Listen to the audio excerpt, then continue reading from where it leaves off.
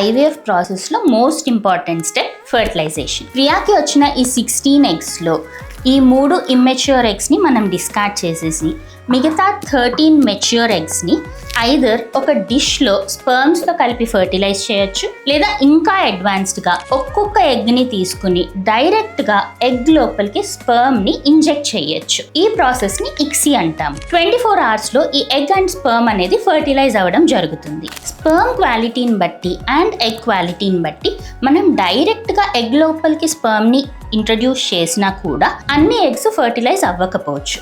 So fertilise అవ్వని ఇంకొక 3 ఎగ్స్ని కూడా మనం డిస్కార్డ్ చేసేద్దాం. సో మనకి వచ్చిన 16 ఎగ్స్లోంచి 10 ఫర్టిలైజ్డ్ ఎగ్స్ ఫైనల్గా వచ్చాయన్నమాట. సో ఇప్పుడు ఒక సింగిల్ సెల్ స్టేజ్లో ఉన్న ఈ 10 ఫర్టిలైజ్డ్ ఎగ్స్ నెక్స్ట్ 5 days కూడా ల్యాబ్లోనే మెల్లమెల్లగా గ్రో అవుతూ ఒక సింగిల్ సెల్ నుంచి 32 సెల్ స్టేజ్ వరకు రీచ్ అవుతాయి. దానిని మనం బ్లాస్టోసిస్ లేదా Day 5 ఎంబ్రియో అంటాము. కానీ మళ్ళీ ఆ ఎంబ్రియో క్వాలిటీని బట్టి కొన్ని ఎంబ్రియోస్ 3rd day కానీ 4th day కానీ గ్రో అవ్వడం ఆగిపోవచ్చు. సో మనకి 10 ఫర్టిలైజ్డ్ ఎగ్స్ లో ఒక 2 ఎంబ్రియోస్ అరెస్ట్ అయిపోయాయి అనుకుందాం. ఫైనల్ గా 16 ఎగ్స్ నుంచి మనకి ఒక 8 హెల్దీ ఎంబ్రియోస్ అనేవి డెవలప్ అయ్యాయి. ఫైనల్ స్టేజ్ ఈ ఎంబ్రియోస్ అనేది తల్లి గర్భంలోకి ట్రాన్స్ఫర్ చేయటం. దాని గురించి నెక్స్ట్ రీల్లో తెలుసుకుందాం.